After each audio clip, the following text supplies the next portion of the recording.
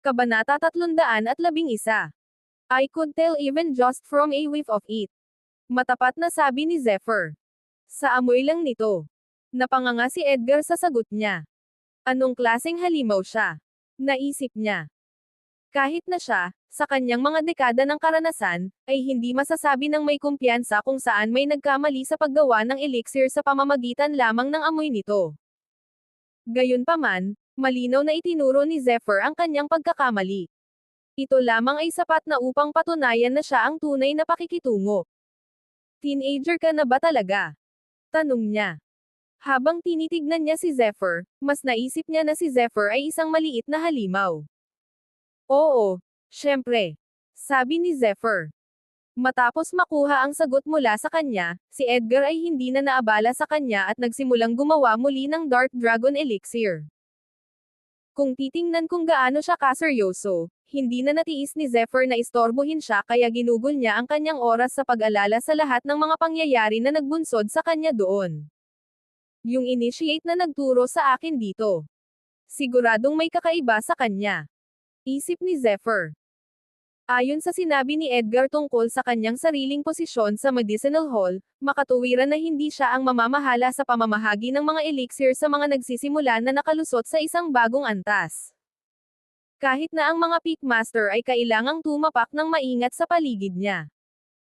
Pagkatapos, naroon din ang tungkol sa kanyang nagninangas na init ng ulo. Walang duda tungkol dito. Itinakda na siya ng pasimuno na iyon na pumunta rito sa tamang oras para istorbohin si Edgar para siya ang mapatay nito. Ibig sabihin, sinusubukan ng initiate na gamitin si Edgar para tanggalin ako.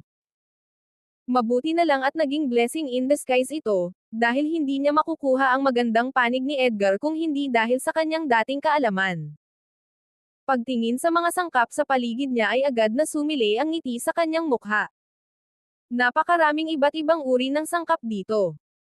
Bilang nangungunang Elixir Grandmaster at person in charge ng Medicinal Hall, nasiyahan si Edgar sa pribilehiyong makuha ang mga sangkap na gusto niya kahit kailan niya gusto. Matapos suriin ang silid, natuklasan ni Zephyr na mayroong hindi bababa sa 1 taon na halaga ng mga sangkap doon. Bukod dito, mayroon pang ang mga mahahalagang bagay na matagal pa sana niyang mahanap. Hoy, ikaw! Tawag ni Zephyr. Ha? Ah. Muli na namang inalis ni Zephyr si Edgar at nagsimula siyang manginig. Sasampalin na sana niya ito ngunit nagawa niyang i-compose ang sarili matapos niyang maranasan ang kakayahan ni Zephyr. He glared at him and asked, "What is it this time? Hindi mo ba nakikita na busy ako? Hehe, I see na madami kang elixir dito. How about give some to me? Kunin mo. Kunin mo kung anong gusto mo. Hayaan mo na lang ako." Sabi ni Edgar sabay tingin kay Zephyr. Mabilis niyang itinoon muli ang kanyang atensyon sa elixir furnace at walang tigil ang kanyang mga kamay sa pagsasagawa ng mga hand seals. Kanina pa kita hinihintay na sabihin mo yan. Sabi ni Zephyr sabay tawa. Ibinigay niya ang lahat ng mga sangkap ng sabay-sabay habang nag-iisip ng isang elixir formula at sa susunod na sandali ay sinimulan niyang mabilis na tipunin ang mga sangkap na kakailanganin niya. Kung nakita ni Edgar ang kinuha ni Zephyr, tiyak na babawiin niya ang kanyang mga sinabi, dahil karamihan sa mga sangkap na kinuha niya ay bihira at hindi mabibili ng salapi. Kahit na ang pagpapalit sa kanila para sa mga puntos ay magdadala ng kabuuan sa isang astronomical figure. Ilang sangkap pa. Sa wakas, natipon na ni Zephyr ang lahat ng sangkap na kailangan niya para sa paggawa ng elixir na siya ang Lunar Serpent Elixir. Ang kinakailangang elixir ay hindi lamang magpapalusog sa kanya ngunit makakatulong din sa kanya na madagdagan ang kanyang tunay na enerhiya. Nahulaan niya na malapit ng kumilos si Ethan at kakailanganin niya ang tulong ng Lunar Serpent Elixir para matulungan siyang mag-level up ng mas mabilis. Biglang, alon pagkatapos alon ng mahiwagang enerhiya rippled out sa elixir furnace at ang complicatedly abstruse runes swirled sa paligid ng elixir furnace. Ang tunay na enerhiya na napasok sa elixir furnace ay nagsimulang sumayaw ng ligaw. Sa susunod na sandali, isang maringal na agos ng hangin ang bumaril mula sa tuktok ng elixir furnace tulad ng isang umuungal na dragon, na sinamahan ng isang mystical na liwanag. Nagtrabaho ito. Sa wakas ay gumana. Tuwang-tuwang sigaw ni Edgar na may hindi maikakailang saya sa mukha. Kabanata 312. Ang mga pagsabog ng banal na liwanag ay patuloy na dumaloy sa hurno at isang makapal ngunit hindi masyadong malakas na aroma ng gamot ang nagsimulang pumuno sa hangin habang dahan-daang lumutang ang 5 aquamarine elixir mula sa hurno. Nakapalibot ang mga pattern na may sukat na dragon. Elixir. Ginawa nitong parang totoo. Dragon kapag ang mga elixir ay kumikislap, ito. Parang bumubuga ng usok. Pinagsasama ang lahat ng ito sa pahiwatig ng kapangyarihan ng dragon na ibinubuga. Ang mga elixir ay mas mukhang isang parang buhay na dragon. Walang alinlangan sa nakita nilang dalawa sa harap ng kanilang mga mata. Matagumpay na ginawa ang Dark Dragon Elixir. Tapos na. Sabi ni Edgar sa nanginginig na boses nang makita niya ang museo mga karapat-dapat na elixir. Ang katotohanan na siya ay matagumpay na gumawa ng isang tier 6 na elixir ay nangangahulugan na ang kanyang antas sa paggawa ng elixir ay umabot sa isang bagong taas. Biglang may nakaagaw ng atensyon ni Edgar. Tumalikod siya at agad na nabigla sa kanyang paningin, dahil si Zephyr ay tila nakalap ng mga random na sangkap nang hindi iniisip ang utos na dapat nilang ipasok sa hurno. Hoy bata, gumagawa ka ba?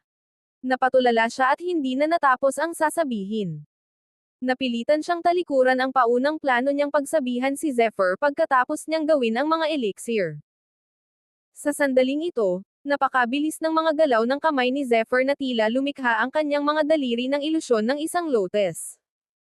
Sa sandaling iyon, ang mga sangkap ay nagsimulang umikot ng mabilis habang ito ay pumutok patungo sa hurno. Lalong bumilis ang mga galaw ng kamay ni Zephyr pagkatapos noon at sa pagkakataong ito ay tila lumikha siya ng isang ilusyon ng isang higanteng sinaunang kahoy gamit ang kanyang mga daliri.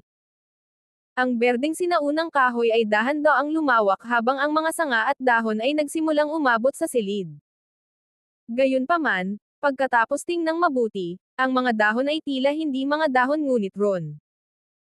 Ang sinaunang kahoy ay napakakapal sa mga ron na ito na dapat na mayroong hindi bababa sa 1,000,000 sa kanila. Sinamahan ng berdeng sinaunang kahoy ang isang higanteng aparisyon ng isang parang buhay na berdeng imperial na damit na naglalabas ng mar-angle na aura. Good Emperor Green Technique. Sa pagtingin sa mga aparisyon, nagsimulang bumulong si Edgar sa sarili. Natulala ang ekspresyon niya na para siyang tinamaan ng kidlat. Paano ito naging posible? Tumingin siya kay Zephyr nang hindi makapaniwala at may pagpapakumbaba, na para bang siya mismo ang nakatingin sa Diyos. Ang Green Emperor Wood Technique ay isa sa mga lihim na pamamaraan sa paggawa ng elixir na ginamit ng mga piling elixir grandmaster na nagtataglay ng mga kwalifikasyon. Ito ay napakalihim na hindi maraming elixir grandmaster ang nagkaroon ng pagkakataon na masaksihan ang mga pamamaraan na ginagamit. Metal Emperor Gold Technique, Wood Emperor Green Technique, Fire Emperor Nine Sun Technique, Water Emperor Wave Technique, at Earth Emperor King Technique. Ang 5 teknik na ito ay sama-samang tinutukoy bilang Hands of the Five Emperors. Lahat sila ay mga diskarte sa paggawa ng elixir na magagamit lamang ng mga elixir grandmaster na may partikular na katayuan. Ang bawat pamamaraan ay napakahalaga at mahigpit na binabantayan, kaya naman ito ay maipapasa lamang sa pamamagitan ng salita ng bibig. Kahit na ang pag-alam sa isa sa mga diskarte ay maaaring magkatapult ng isang elixir grandmaster kaysa sa iba pa. Ito ay dahil, kapag ginamit ang mga diskarte, ang kalidad ng pagpino at ang rate ng tagumpay ng elixir ay tataas ng husto sa tono ng 10 beses. Paano nakuha ng batang ito ang Wood Emperor Green Technique? Pakiramdam ni Edgar ay sasabog na ang kanyang isipan sa lahat ng mga iniisip na tumatakbo dito at hindi alam kung ano ang sasabihin. Nakapagtataka kung ilang beses siyang ginulat ni Zephyr sa loob ng maikling panahon. Gayunpaman, sa pagkakataong ito ay biglang binago ni Zephyr ang kanyang diskarte. Ang berdeng kinang sa kanyang kamay ay napalitan ng gininto ang kinang nang lumitaw ang isang aparisyon ng metal na emperador na may matalas na espada. Kaagad, ang lahat ng mga sangkap ay pinutol ng metal na emperador. Metal Emperor Gold Technique. Sigaw ni Edgar, pero pagkatapos nun ay mabilis niyang tinakpan ng kamay ang bibig habang patuloy na nakatitig kay Zephyr. Natatakot siyang masira ang konsentrasyon ni Zephyr. Itong batang ito. Ang moldite na batang ito. Sino ang naabot niya sa antas ng kaalamang ito? Paano siya naging bihasa sa Two Hands of the Five Emperors techniques? Nararamdaman niya ang isang malaking misteryo na naghihintay na malutas tungkol kay Zephyr. Habang nanonood siya, ang tunay na enerhiya ni Zephyr ay nag-vibrate sa mga alon ng banal na liwanag na pinaghalo ang mga tinadtad na sangkap. Pagkatapos nito, muli niyang pinasigla ang kanyang aura, at lumabas ang mga pagpapakita ng Emperador ng Kahoy at Emperador ng Tubig, na naging kabuoang apat na bihirang pamamaraan na ginamit. Kabanata 313.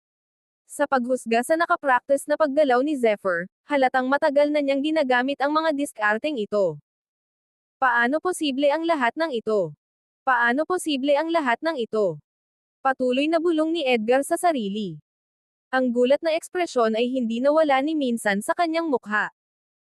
Sapat na ang bihira para sa isang Elixir Grandmaster na maging bihasa sa isa sa mga diskarte, ngunit para sa isang kabataang tulad ni Zephyr na maging bihasa sa apat. Hindi iyon narinig. Don't tell me marunong din siyang gumamit ng Fire Emperor 9 Sun Technique. Parehong Wood Emperor Green Technique at Fire Emperor 9 Sun Technique ang pinakamahalaga sa 5 technique. Sa pagitan ng dalawa, ang Fire Emperor 9 Sun Technique ang pinaka-superior dahil nagawa nitong gawing mas nakakatakot at dalisay ang apoy ng elixir habang ang dating pamamaraan ay makakatulong sa pagpino nito. Nakita na ni Edgar ang apat na pamamaraan noon at labis siyang nagulat dito. Ang inaabangan niya ay ang Fire Emperor 9 Sun Technique. Hindi siya binaygo ni Zephyr, dahil sa sumunod na sandali, isang naglalagablab na bola ng apoy ang lumitaw sa kanyang mga kamay kasama ang isang higanteng aparisyon ng Emperador ng Apoy. Ayan, the Fire Emperor 9 Sun Technique, sabi ni Edgar sa mahinang boses. Walang sino man ang maniniwala sa kanya kung sasabihin niya sa kanila na nakita niya ang lahat ng mga diskarte sa kamay ng 5 emperador sa isang araw, lalo na at ginawa ito ng isang tao. Isang haligi ng purple golden elixir flame ang bumaril sa hangin at binalot ang elixir furnace. Kitang-kita niya ang aparisyon ng emperador ng apoy na kumokontrol sa elixir flame. Halimaw. Nawalan ng kakayahan si Edgar na makabuo ng mas magandang salita para ilarawan ang kakayahan ni Zephyr. Mabagal na lumipas ang kalahating araw at sa lahat ng ito, nakatayo si Edgar sa gilid ni Zephyr na may magalang na ekspresyon sa kanya. Ang sinumang makakita sa kanya ng ganito ay agad na matulala dahil paanong ang taong namamahala sa medicinal hall ay kumilos na parang subordinate ng isang mas bata sa kanya. Ang mga bagay ay hindi maaaring maging estranghero kaysa doon. Gayunpaman, hindi pinansin ni Edgar ang sitwasyon at sa katunayan ay labis na nasasabik habang patuloy na bumubulong sa sarili, jackpot. Naka-jackpot na ako. Ang pagiging isang Elixir Grandmaster ay maaaring maging lubhang malungkot dahil hindi sila kilala na magbahagi ng kanilang mga diskarte at formula. Ito ay naging mas imposible para sa kanila na ipakita ang kanilang mga kakayahan sa harap ng mga karaniwang tao. Bilang isang Elixir Grandmaster, natural para kay Edgar na maging bihasa sa mga diskarte sa paggawa ng elixir ngunit, nang nasaksihan niya ang mga diskarte ni Zephyr, nagdulot ito sa kanya ng hindi masusukat na benepisyo. Biglang nagningning ang mga mata ni Zephyr habang ang mga galaw ng handsil nito ay napabilis ang takbo nila. Hindi mabilang na mga kakaibang pattern ang umiikot sa paligid ng elixir furnace at tila may patuloy na dagandong ng dragon na nagmula sa loob ng elixir furnace. Anong tunog yan? Nagtaka ng husto si Edgar nang makarinig siya ng isang napakabangis na dagandong. Nanatili siyang nakatitig sa elixir furnace at nakita niya ang isang kislap ng kinang na para bang ito ay isang pabago-bago ng apoy ng kandila. Ang ningning ng kinang ay mukhang kasing dalisay ng jade at tila naglalaman ng isang misteryosong alon ng enerhiya. Ang ningning na ito ay unti-unting tumagas sa labas ng elixir furnace. Ito ay isang elixir bahaghari. Sa wakas ay nagsalita na si Edgar matapos magbago ng ilang beses ang kanyang ekspresyon. Akala niya hindi na siya magtataka sa anumang ginawa ni Zephyr pero halatang napatunayang mali siya. Ang makinang na liwanag, na pinangalan ng Elixir Rainbow, ay lilito lamang kapag ang isang elixir ay umabot sa isang tiyak na pamantayan. Anumang elixir na may elixir rainbow na lumitaw sa paggawa nito ay hindi bababa sa 10 beses na mas mahal kaysa sa isang ordinaryong elixir at mas epektibo kaysa sa orihinal nitong grado. Halimbawa, kung lumitaw ang elixir rainbow sa paggawa ng Tier 6 Dark Dragon elixir ni Edgar, kung gayon ang elixir na iyon ay automatikong magiging isang Tier 7 elixir. Matalim ang tingin ni Edgar kay Zephyr. Noon, nakapagdesisyon na siya na ituturing niya si Zephyr bilang isang elixir grandmaster. Sa katunayan, inamin pa niyang si Zephyr ay mas mahusay na elixir grandmaster kaysa sa kanya. Sino ang batang ito? Hindi ko akalain na makakatagpo ako ng isang talentadong tulad niya sa The Boundless Academy. Siguradong aawayin siya ng ibang akademya kung alam nila ang mga kakayahan na taglay ng batang ito. Ang katotohanang gumawa siya ng elixir na may elixir rainbow sa edad kong ito ay walang duda na maaari siyang maging isang super elixir grandmaster sa maikling panahon. Isip ni Edgar. Kabanata 314. Ang misteryosong apoy ng elixir ay unti-unting naglaho habang pinabagal ni Zephyr ang kanyang mga paggalaw ng selyo ng kamay. Sa pagbukas ng elixir furnace at ang elixir rainbow na kumikinang, ang mga elixir ay nagsimulang lumutang hanggang sa hangin ng sunod-sunod. Ang mga elixir ay mukhang pinong jade agate at bawat isa sa kanila ay naglalabas ng malakas na halimuyak na kumakalat sa bawat sulok ng silid. Lunar Serpent Elixirs. Nakangiting sabi ni Zephyr. 1, 2, 3. 9 sa kabuuan. Ang pagtingin sa 9 na lumulutang na elixir ay halos nawalan ng malay kay Edgar. Hindi na siya magtataka kung ang maalamat na elixir ay mag-transform sa isang hugis tao na anyo at sasampalin siya. Ang lahat ng nangyari, ay higit pa sa kaya niyang tanggapin. Mas mabuting isara na niya ngayon ang kanyang isip bago pa siya mabaliw. Ang 9 na elixir ay ang pinakamataas na halaga na maaaring gawin ng bawat proseso ng paggawa ng elixir. Kahit para sa Tier 1 na elixir, hindi maglalakas loob si Edgar na sabihing kaya niyang makagawa ng 9 na elixir sa isang pagkakataon. Para sa elixir grandmaster, ang 9 ay hindi lamang isang numero, kundi isang simbolismo para sa isang nakarating sa pinakamataas na summit sa larangan ng paggawa ng elixir. Mga kamay ng 5 emperador, elixir rainbow, ang numero 9 lahat ng ito ay nakamit ni Zephyr ngayon. Ito ay isang tunay na himala. Lunar Serpent Elixirs. Ani Edgar, inulit ang sinabi ni Zephyr.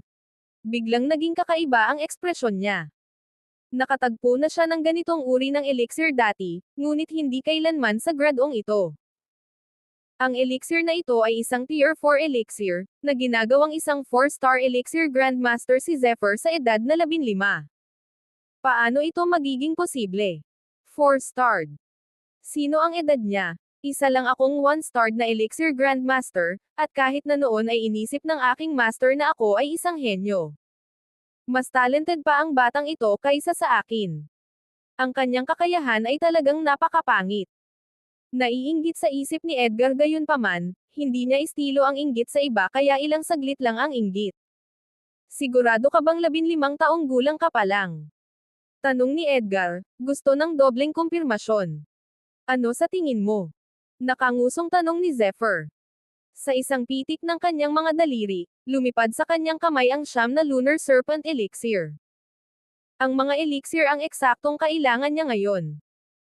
Ang lahat ng iba pang Tier 4 na elixir ay may mga epekto na masyadong marahas para sa kanya at tanging ang Lunar Serpent Elixir lang ang sapat na stable para makonsumo niya ito ng tuloy-tuloy. Hindi lamang iyon, ang epekto nito ay bababa lamang pagkatapos ng isang tiyak na dosis. Gayunpaman, ang proseso ng paggawa nito ay lubhang nakakapagod at hindi banggitin ang kahirapan sa pagtitipon ng lahat ng mga bihirang sangkap. Ang lahat ng mga kadahilanang ito ay naging posible para sa mga elixir na makakuha ng mataas na presyo. Mukhang wala ng dahilan para manatili pa ako dito kaya hulaan ko na pupunta ako ngayon, sabi ni Zephyr pagkatapos mag-imbak ng Lunar Serpent Elixir. Sabik siyang bigyan sila ng pagsubok. Tungkol naman sa iba pang elixir na pinuntahan niya, wala na siyang pakialam kung nakuha pa niya ang mga ito dahil kung ikukumpara sa Lunar Serpent Elixir, alam niyang walang hanggan ang mga ginawa niya. Maghintay. Biglang sigaw ni Edgar. Matanda, huwag mong sabihing may balak kang bawiin ang iyong mga sinabi. Maingat na tanong ni Zephyr na may tonong paratang kay Edgar. Natatakot siya na baka humingi si Edgar ng Lunar Serpent Elixir mismo. Halos magalit si Edgar sa akusasyon ni Zephyr. Pulang-pula ang kanyang mukha na para bang dinanas niya ang sukdulang kahihiyan. Hindi ako ganoong klase ng tao, okay. Naghi-hysterical na sigaw niya. Halatang nakahinga si Zephyr matapos marinig iyon. Kung ganoon, ano ang gusto mo? Muling nag-alab ang galit ni Edgar nang makita ang relaxed state ni Zephyr. Paano niya ito hinayaan na tretuhin siya ng walang galang? Wala pang tumatawag sa kanya na matanda.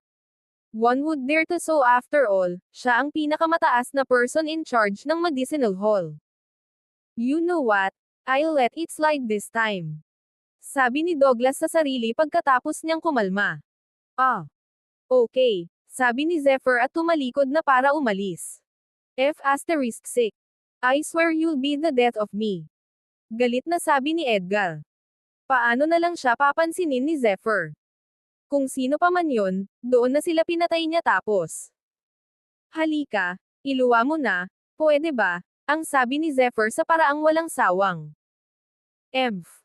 Sa paghusga sa iyong singsing, dapat ay isang initiate ka ng Supreme Peak. Laging magtiwala kay Maxim sa pagre-recruit ng halimaw na katulad mo. Marami akong nakikitang potensyal sa iyo, kaya paano ito? You can come here whenever you want to make some elixirs.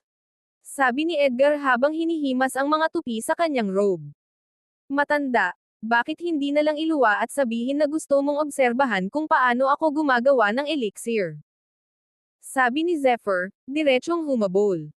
Kabanata 315. Keep calm. Isip ni Edgar habang nakatitig kay Zephyr ng daggers. Sa lahat ng mga taon ng kanyang buhay, si Zephyr ang kauna-unahang tao na kumilos ng napakawalang galang sa kanya at mabubuhay upang sabihin ang kwento. Ha? Bakit gusto kitang obserbahan na gumagawa ng elixir? Sa kabaligtaran, naisip ko na ang iyong talento ay maaaring gumamit ng kaunting pag-aalaga, sabi ni Edgar. Yeah. Okay lang kung ayaw mong aminin, sabi ni Zephyr. Hindi niya inisip ang maalab na ugali ni Edgar, ngunit inisip niya na talagang makikinabang siya sa katayuan ni Edgar sa The Boundless Academy at kaalaman sa medisina. Maaari ko bang itago ang mga elixir na ginagawa ko? Kailangan mo lamang bigyan ako ng isang maliit na bahagi at panatilihin ang karamihan nito, sabi ni Edgar. Parang makatwiran iyon kay Zephyr. Papayagan ba akong gumamit ng alinman sa mga sangkap sa silid na ito? Oo, kahit anong sangkap ang gusto mo. Kahit na ang karamihan sa mga sangkap dito ay napakamahal at nagkakahalaga ng astronomical na halaga ng mga puntos upang matubos, para kay Edgar, ang mga benepisyo ay mas malaki kaysa sa gastos. Nakasundo ka. Sabi ni Zephyr sabay tango. Marami pa siyang teknik sa paggawa ng elixir sa kanyang mga bulsa. Sa kanyang nakaraang buhay, nagkaroon siya ng isang makapangyarihang elixir grandmaster bilang kanyang Panginoon. Kung hindi dahil sa lakas niya, baka nakagawa siya ng elixir na mas mataas kaysa sa Dark Dragon elixir na ginawa ni Edgar. I'll be observing from the side when you make the elixirs, sabi ni Edgar, sa wakas ay inamin na niya ang motibo niya. Walang problema. Mapagbigay na sabi ni Zephyr. Samantala, excited na naghihintay si Theobald at ang kanyang barkada sa balita ng pagkamatay ni Zephyr. Bakit wala tayong narinig?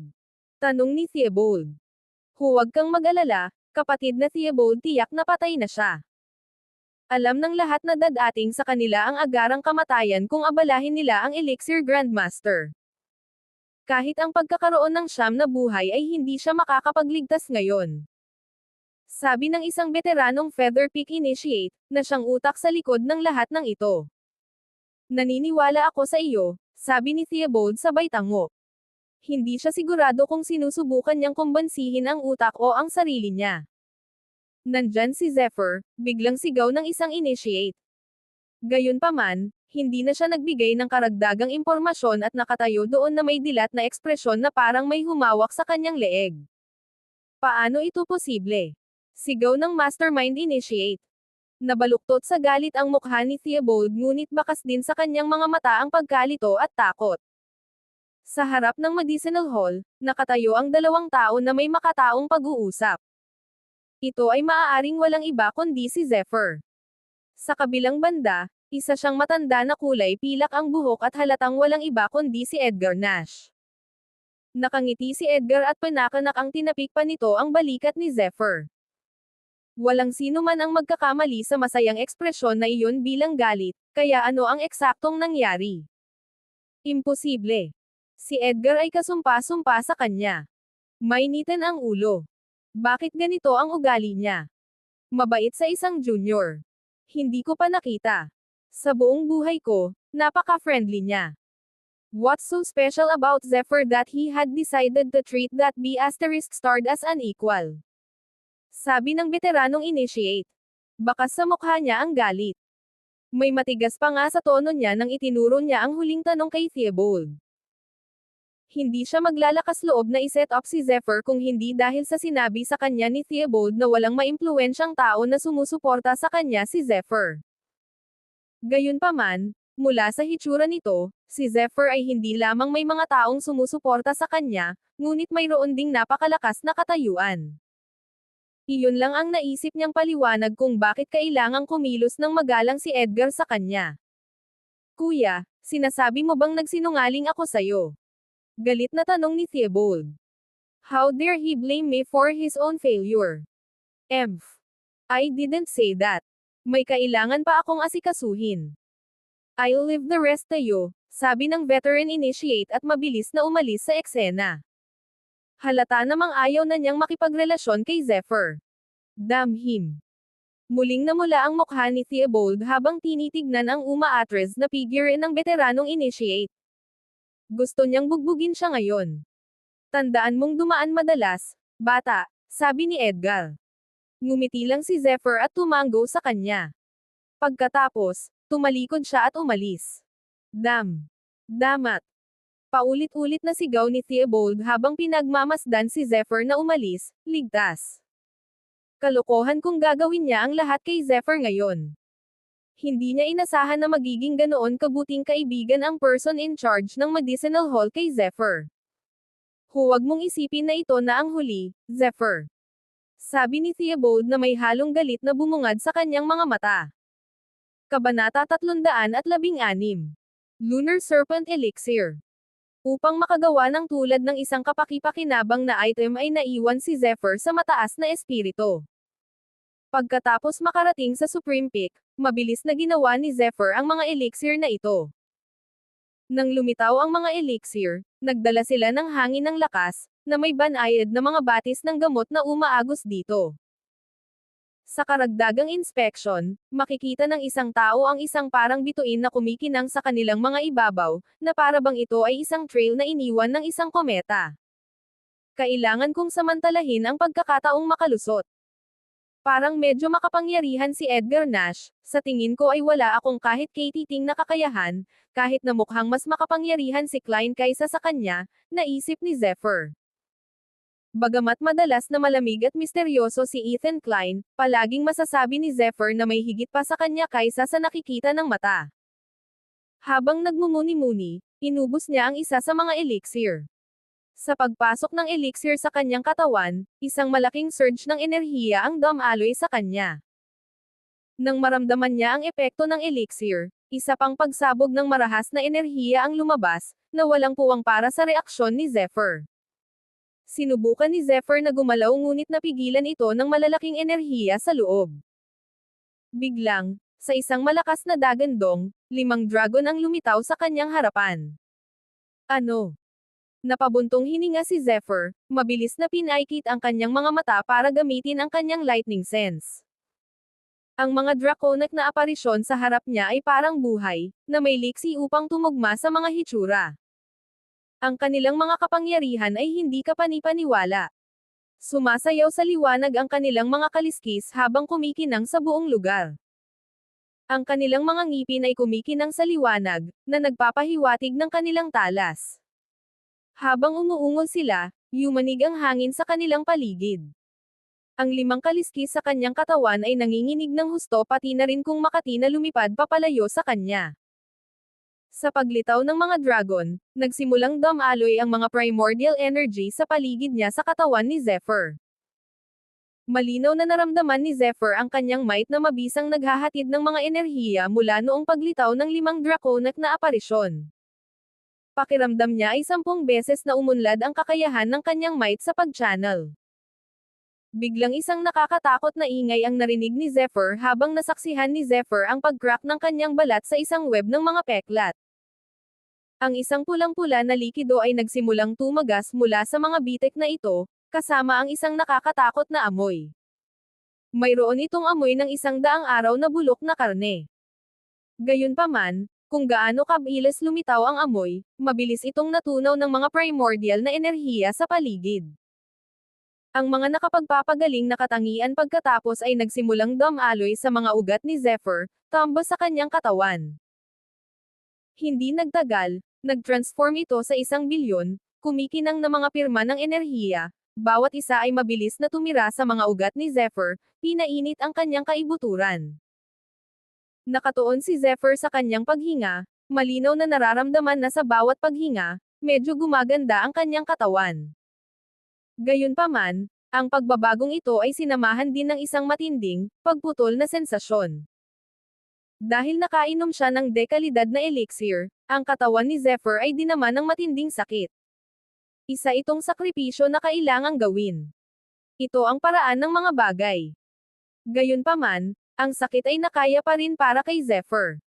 Ang kanyang katawan ay nababalot ng isang malakas na hangin ng enerhiya, walang lugar na naiwan.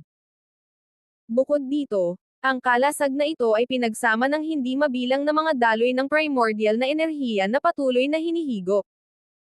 Dumating ang isa pang draconic na dagandong at kasabay noon, ang mga primordial energies sa paligid niya ay mabilis na tumigas. Ang elixir na kinain niya ay parang sumabog sa loob. Napasigaw si Zephyr sa sakit bago niya naramdaman na sumabog at napunit ang bawat laman at litid sa loob niya. Pakiramdam niya ay mabilis ding lumawak ang kanyang mga ugat at ugat. Para bang may kumuha ng kutsilyo sa katawan ni Zephyr at maingat na hiniwa siya, paikot-ikot at lumingon sa bawat pagpasok. Bagamat, ang dugo sa kanyang mga ugat ay nagdadala ng mga butil ng gintong enerhiya na mabilis na tinulungan ng hinihigop na primordial energies. Ang kanyang katawan ay mabilis na gumaling habang ang sakit ay nahuhulog. Sa sandaling naabot niya ang limitasyon, ang pag-apo ng enerhiya ay dumating upang palakasin ang kanyang mga kapangyarihan. Ang buong pagsubok na ito ay parang nasa hell siya para kay Zephyr, kahit na sulit ang kinalabasan. Naramdaman ni Zephyr na lumakas at lumakas ang daloy ng kanyang enerhiya. Pakiramdam niya ay nag-aapoy ang buong sistema niya. Hindi siya nabalisa, gayunpaman, nang ang kanyang mga buto at litid ay pumutok at pumutok. Sa loob ng kanyang isip, nakita ni Zephyr ang isang daloy ng mga ron na pumulupot sa kanya, bago niya ibuka ang kanyang mga palad. Sa buong prosesong ito, hindi napigilan ni Zephyr ang pagdurugo dahil napunit at nabaluktot ang kanyang katawan. Malayang dumaloy ang sariwa at itim na dugo.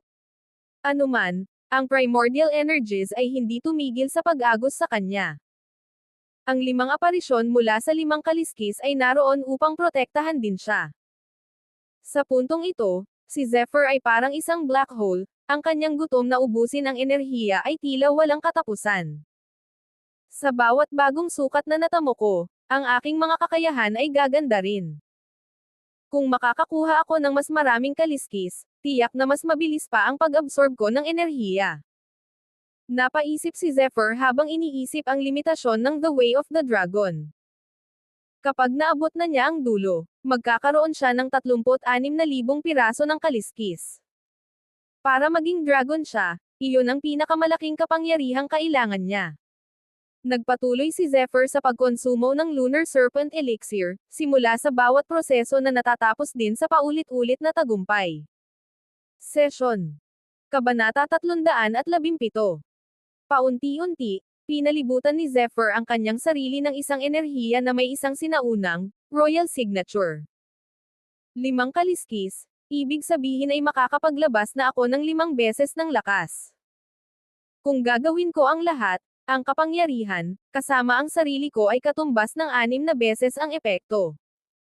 Kung pagsasamahin ko ito sa aking makapangyarihan, ang mapangwasak na kapangyarihang hawak ko ay magiging kakilakilabot. Naisip ni Zephyr, sa sobrang pagkasindik sa kapangyarihang hawak niya ngayon. Kung muli niyang haharapin si Chun-Li, tiyak na durugan niya ang kanyang kalaban. Biglang kumunot ang noo ni Zephyr. Isang kidlat ang lumabas sa kanyang noo, at mabilis itong bumalot sa kanyang katawan. Bahagyang lumiwanag din ang mystical rune sa kanyang noo bago bumagsak sa kanya ang malaking enerhiyang elektrikal na naging isang tusong ahas.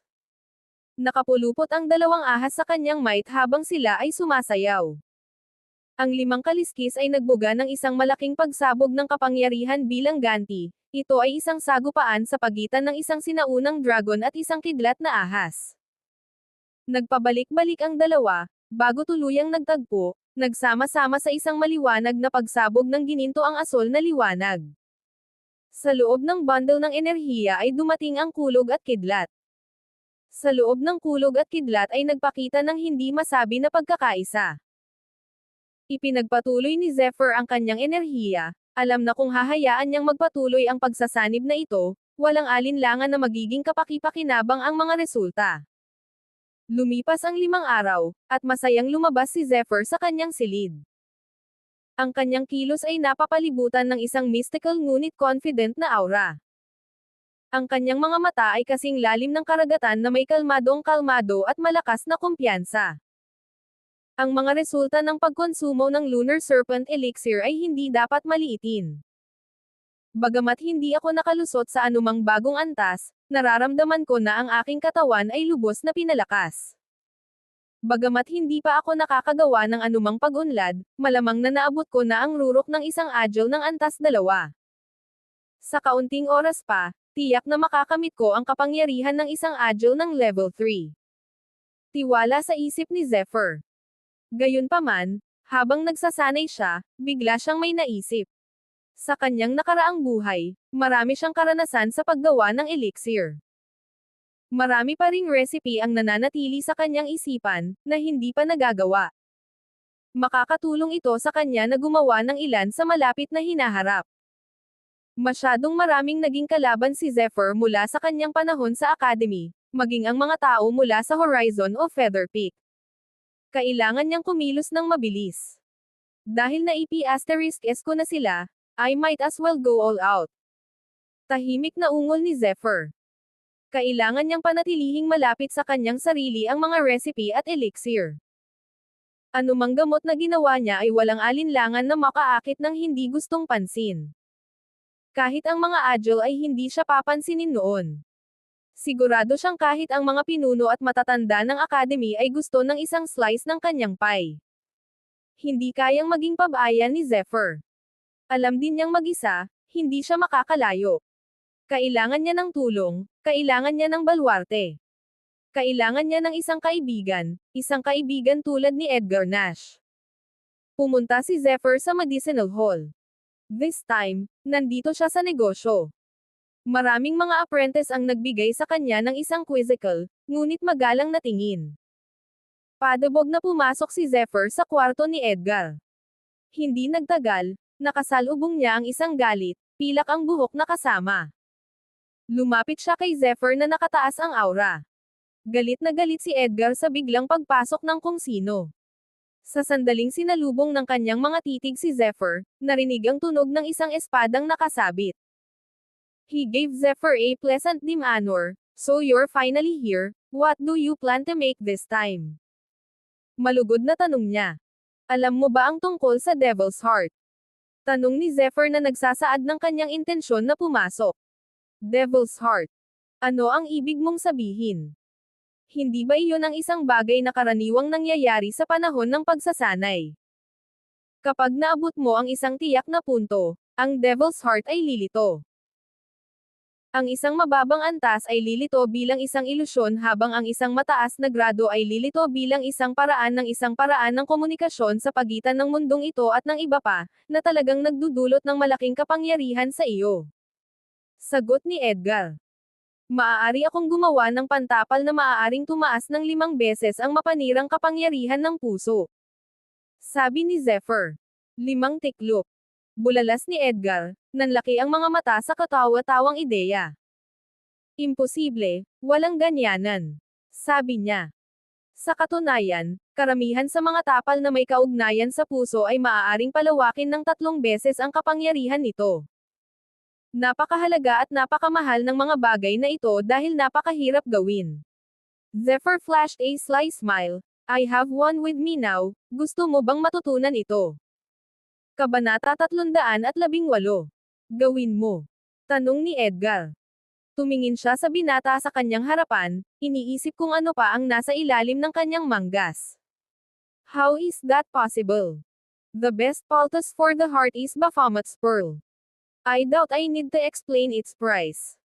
To make one is almost suicide too. The most can do is improve the heart's power threefold. Patuloy niya. Sabi ko meron ako diba? Gusto mo?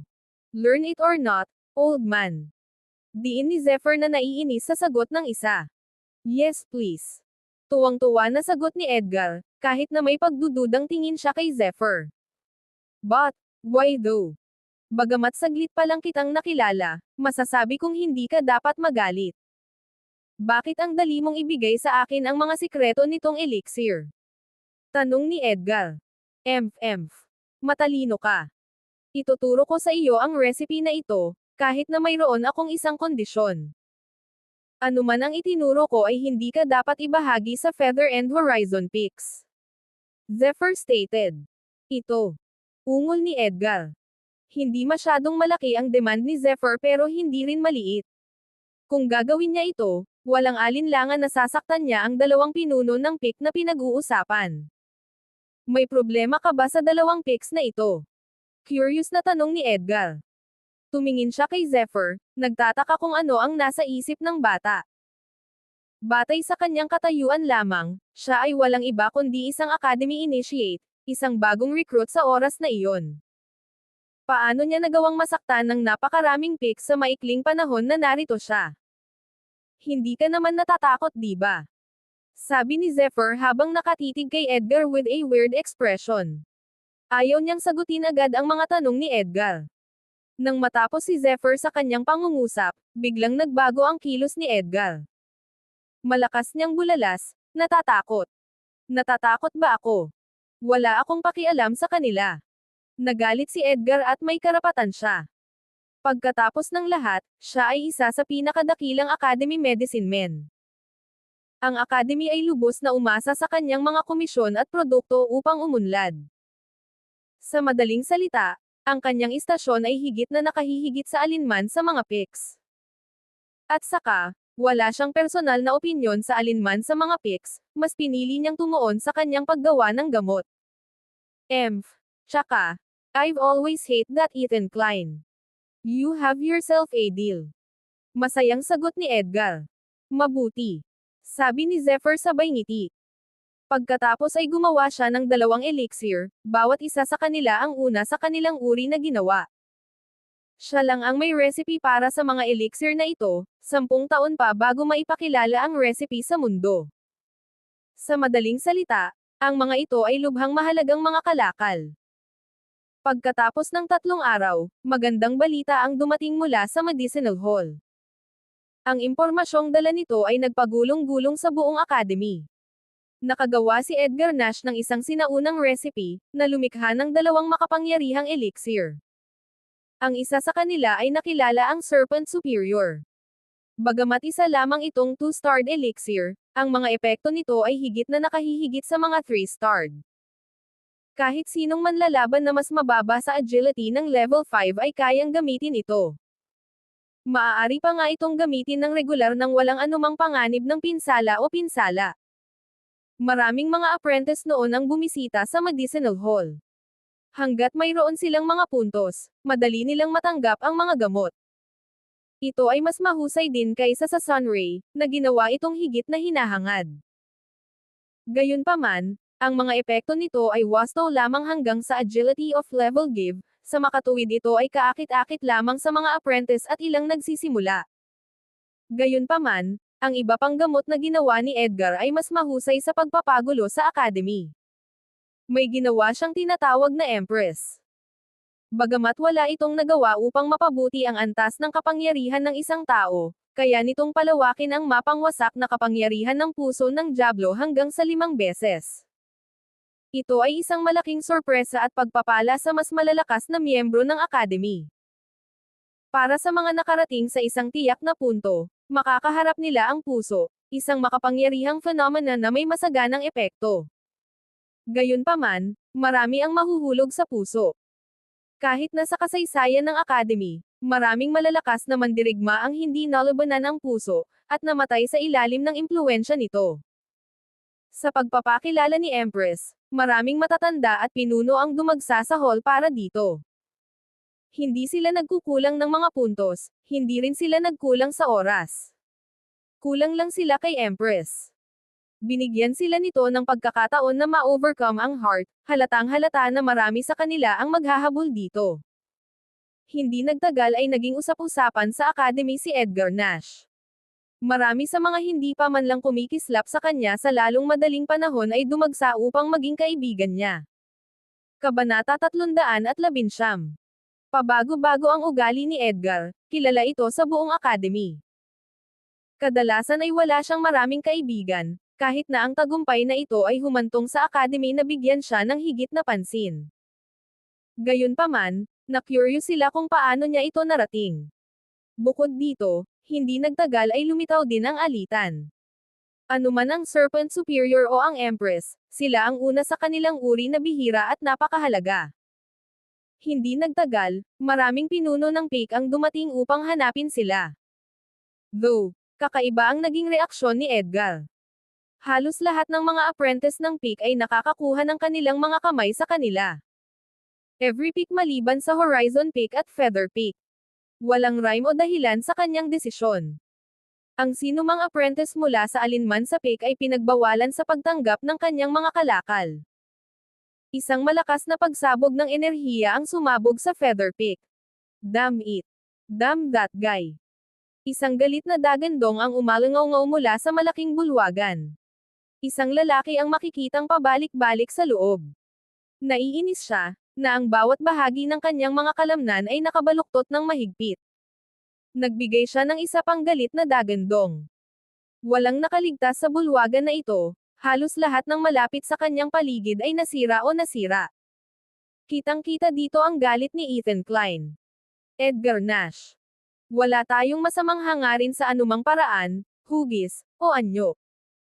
How dare you deny me Empress, you damned be *starred. Tawag ng isa pang boses. Ito ang pinuno ng Feather Peak na si Keith Owen. Ang pagkakaroon ng kanyang mga kamay sa Empress ay napakahalaga sa kanya dahil naabot na niya ang kanyang limitasyon. Ang puso ng Diablo ay hindi maiiwasan. Mas kailangan niya ang Empress kaysa sa iba. Gayunpaman, hindi natinag si Edgar. Hindi niya ibebenta ang kanyang mga bagong nahanap na item sa alinman sa Pix. Ilang beses na niyang tinanggihan si Keith. Hindi nakatiis si Keith. Habang siya ay nakatayo doon na galit, maraming initiate ang dumating, bawat isa sa kanila ay may galit na tingin. Malinaw na nagkita na sila ni Edgar. Master, dapat may higit pa dito. Si Edgar Nash ay isang faculty member at isa ring bahagi ng Academy. Wala siyang karapatang tanggihan tayo ng mga elixir. Galit na sabi ni Leonard Briggs.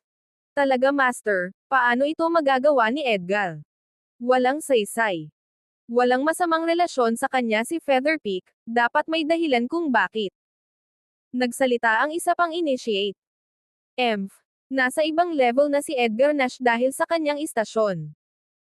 Malaki ang impluwensya niya, maraming kapangyarihan para mag-sway ng mga bagay-bagay.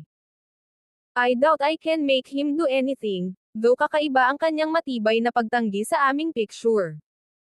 Sabi ni Keith na sumimangot ang ekspresyon niya sa iniisip. Nag-imbestiga pa ako, Master. I think I've found a connection. Biglang sabi ng isang initiate. Madilim ang tingin sa kanya ng initiate, bagamat nagdadala siya ng mapagmataas at marahas na aura. Si Theobald's son iyon. Si Bentley's son, na tahimik na nakatayo sa malapit ay hindi maiwasang mapatingin sa kanyang nakababatang kapatid. Ngayon talaga. Aba, iluwa mo yan. Sabi ni Keith, medyo lamambot ang ekspresyon niya sa posibleng solusyon sa mga problema nila. Ang Feather at Horizon Peak ay may isang bagay na karaniwan, mayroon kaming karne ng baka sa isa pang peak, ang Supreme Peak. Sabi ni Theobald. Tama na, Theobald. Guro, patawarin mo ang kawalan ng kagandahang asal ng aking kapatid, mangyaring huwag makinig sa kanyang kalokohan. Tumahimik si Bentley. Tahimik, Bentley. Ungol ni Keith habang pinasadahan niya ng nakakatakot na tingin ang nakatatandang araw. Ituloy mo yang sinasabi mo. Utos niya, tinitigan si Theobald ng may malalim na interes. Oo, si Master Edgar Nash ay isa sa mga haligi ng Academy. Siya ang namamahala sa mga elixir at poultices na natatanggap ng Academy. Sa madaling salita, lahat ay may karapatang gamitin ang kanyang produkto. Gayunpaman, para hindi ibahagi ni Nash sa amin ang kanyang mga gamot, ibig sabihin ay pinahihina niya ang lakas ng Academy. Hindi ito naaayon sa kanyang pagkatao, gayunpaman, ang dalawang natanggap na balita ay kamakailan lamang. Libre para sa kaganhawahan ng Supreme Peak. Paliwanag ni Theobald. Ano? Sigaw ni Keith, nagdilim ang ekspresyon ng mukha niya sa balita. Hindi siya nagulat. Ang kanyang peak ay palaging salungat sa Supreme Peak, ito ay isang kilalang katotohanan. Sigurado siyang may kinalaman ang mga tao sa Supreme Peak sa bagay na ito. At saka, nakita ko ng sarili kong mga mata, si Zephyr Khan ng Supreme Peak ay madalas bumisita sa Medicinal Hall. Mukhang napaka-friendly din niya kay Edgar. Zephyr Khan. Nang marinig ang pangalang ito, ang ekspresyon ni Keith ay napalitan ng hindi maitagong galit. Kabanata 320. I've heard of this person. Was he not a useless apprentice? How could he, of all people, manage to get so friendly with someone like Edgar? Nagtataka si Keith na may kasamang ungol. I'm not sure about that, though I am very sure of the close friendship the two share. Sinabi ni Theobald na may hindi kinikitang kumpiyansa, na walang pakialam sa galit na titig na ibinibigay sa kanya ni Bentley. Zephyr Khan. Dumura ni Keith ang nagngangalit na mga ngipin. Siya ay iba. Nagmura si Keith habang bumabalot sa kanyang mga mata ang dilim. Ang kakayahan ng Empress na protektahan ang sarili at mapagtagumpayan ang puso ay walang kagilahil-alas. Ililihim at ligtas ko ang recipe. Walang iba, maliban sa iyo at ako, ang makakaalam na ito ay recipe. Excited na sabi ni Edgar. Empress lang, ano ang ikinatuwa mo? I can teach you far better types of medicine in the future. I can even teach you 6-starred medicines if need be. Paalis na sagot ni Zephyr. Mayroon kang mga recipe para sa mga gamot na may 6 na bituin. Tanong ni Edgar. Ang mga gamot na may 6 na bituin ay hindi madaling makuha. Hindi marami ang may kakayahang gumawa ng mga ito. Kahit na ang Dark Dragon Elixir ay kinuha ng marami sa kanya upang makagawa, gayunpaman sa kasong ito, ang binanggit ni Zephyr ay higit na mahalaga kay Edgar. Hanggat ang isa ay may mga sangkap at kapangyarihan, ang isa ay makakagawa ng anuman. Gayunpaman, ang pag-aaral ng mga recipe ay higit na naiiba. Kung mas mahusay ang gamot, mas bihira ang recipe. Si Edgar lang ang may recipe para sa isang 6-starred elixir, ang Dark Dragon Elixir. Sa makatuwid, ang pambihira at halaga ng mga recipe ay maaaring gawin. Para kay Zephyr na hindi maalis ang kanyang kaalaman sa kanila, ay nagsasabi ng kapangyarihang hawak niya. 6-starred na gamot lang yan. Walang kwenta. Paalis na sabi ni Zephyr. Natutunan ni Zephyr ang mga recipe sa kanyang nakaraang buhay. Wala siyang pakialam sa isang bagay na hindi gaanong mahalaga. Kung pwede ko lang putulin ang utak mo at pag-aralan. Naiinis na sabi ni Edgar. Matapos makilala si Zephyr, naisip niya na ang batang ito ay walang iba kundi ang pagtataka at kahihiyan. Halatang mas marunong si Zephyr sa larangan ng paggawa ng medisina kaysa sa kanya. Ang mga benepisyong nakuha niya sa pakikipagkaibigan nila ni Zephyr ay higit pa sa Empress o Serpent Superior na natutunan niya. Siya ay nakakuha ng maraming kaalaman sa paggawa ng gamot, karamihan sa mga ito ay hindi karaniwan at mahirap ding makuha. Oo, inayos ko na ang mga problema sa Supreme Pix. Magkakaroon na ngayon ng access ang iyong cohort sa mga elixir na ito, nang walang bayad. Sabi ni Edgar. Tumanggo si Zephyr sa pahayag, matagal na niyang alam iyon. Ang kilos ni Edgar ay pinahahalagahan, kahit na mayroon itong mga kakulangan. Ang mga tao sa Horizon Peak at Feather Peak ay hindi gawa sa mga idiot. Madali nilang masasabi na si Edgar at ang Supreme Peak ay may espesyal na koneksyon mula rito. Sige, magkaaway na tayo. Napaisip si Zephyr. Dahil alam niyang may ipinadala si Ethan Klein para patayin siya, hindi magiging ganoon kabait si Zephyr sa kanya. Magpapatuloy lamang siya sa pag-aalipusta sa kanya mula ngayon. Maraming salamat, sabi ni Zephyr kay Edgar.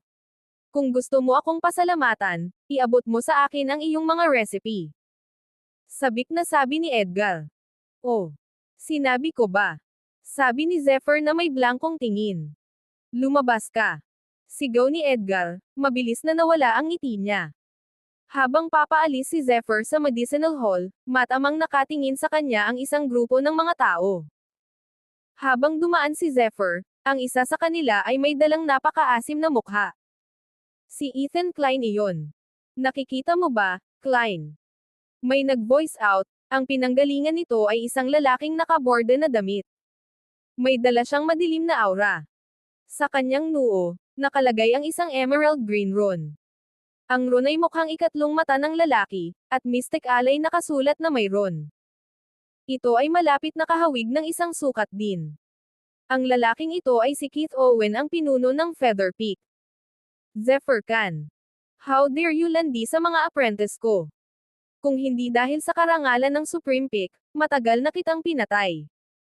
Sambit ni Keith. Gravel ang boses niya, mahinang ungol ang bawat pangungusap na sinasabi niya. Nakaramdam ito ng hindi mapakali sa paligid niya. It's too late for that now. He's too close with Edgar Nash. That guy's always been a firecracker. I still haven't figured out how he could be so close with him. However, I think I've figured it out now.